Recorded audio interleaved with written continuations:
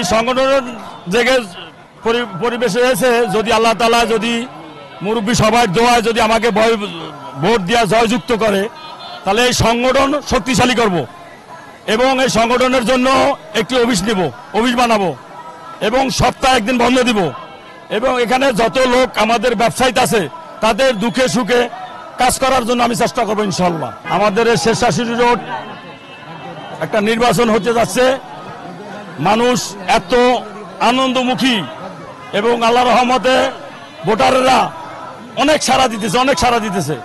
এর আমাদের যারা প্রার্থী আছি সবাই ধৈর্যশীল এবং সুন্দর একটা পরিবেশে তারা একটা ভোট দেখতে চায়।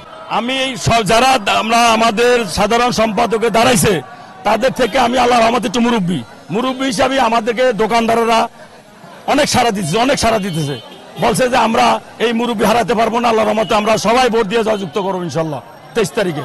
রহমত যদি আমি পাশ করতে পারি, আমাদের যারা আসবে তাদেরকে নিয়ে একটা মিটিং করিয়া এজেন্ট করিয়া প্রথমে আমাদের কাজ হইব সাপ্তাহিক বন্ধ দিব। বন্ধ দেওয়ার পরে আমাদের মার্কেটের যারা আছে তাদেরকে নিয়ে আবার চেষ্টা করব একটা অফিস করার জন্য, একটা অফিসের বেশি প্রয়োজন। গত দিনে আপনার এইটার ভিতরে আরো 4 বার নির্বাচন হওয়ার কথা ছিল, কিন্তু আওয়ামী লীগ ফ্যাসিস্ট সরকারের কারণে আমরা করতে পারি নাই, কারণ তারা তাদের মন মতো তারা কমিটি দিছে। এই কমিটি আমাদের ব্যবসায়ী দ্বারা কোনোদিনও মূল্যায়ন করে নাই, তারা মূল্যায়ন করে নাই কারণে যে তোমার কিন্তু আমরা ভোট দিয়ে মানে নেই, আমরা নির্বাচিত একজন প্রার্থী চাই।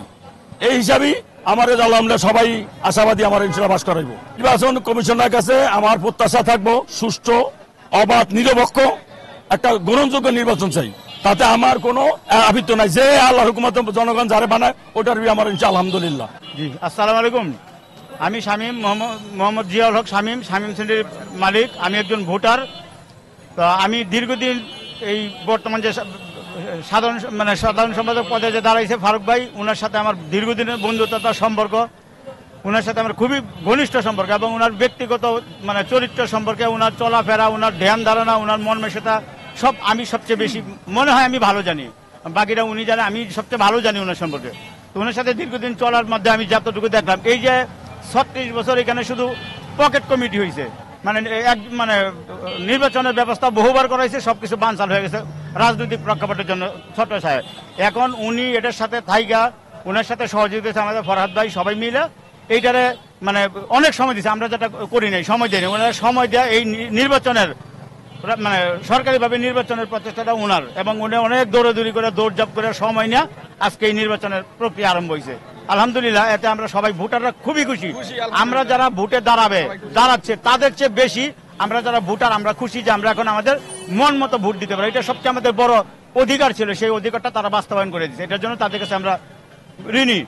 সবচেয়ে বড় ব্যাপার যে এখন যদি ভোটাররা তাদের নিজস্ব মেধা খরচ করে যারে দিলে ভবিষ্যতে বাজার কমিটির উপকার হবে, বাজারের সদস্যদের ব্যবসায়ীদের উপকার হবে, বিপদে আপদে পাশে থাকবে। অতীতে কারা ছিল সবাই জানে।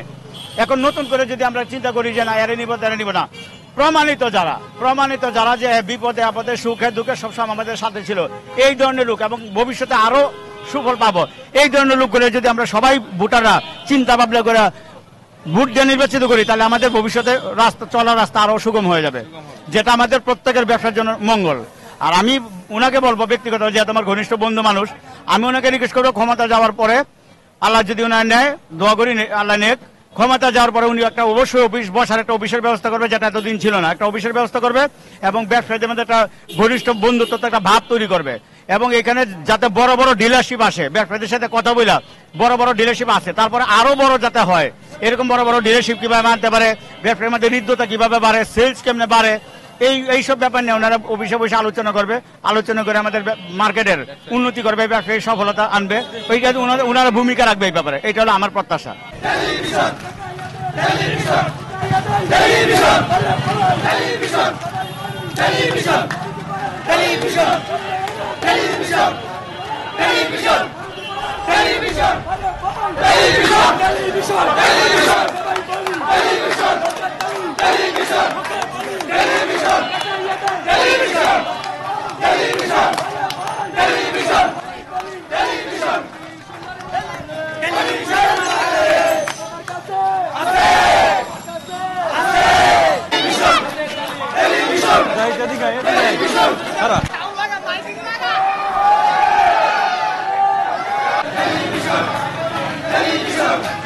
টেলিভিশন